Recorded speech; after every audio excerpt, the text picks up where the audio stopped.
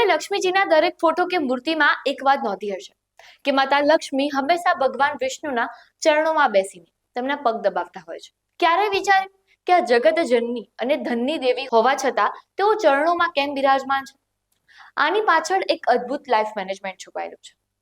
શાસ્ત્રો કહે છે કે લક્ષ્મીજી ચંચળ છે, તે કોઈ એક જગ્યાએ ટકતા નથી, પરંતુ ભગવાન વિષ્ણુ એ ધર્મ અને કર્તવ્યના પ્રતીક છે.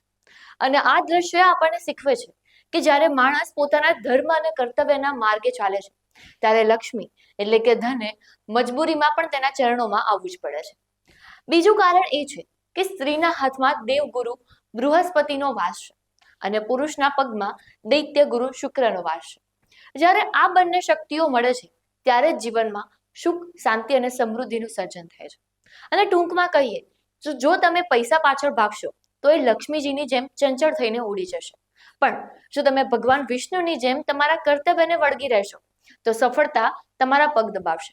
શું તમને આ રહસ્ય વિશે ખબર હતી? કોમેન્ટ બોક્સમાં જરૂરથી જણાવજો.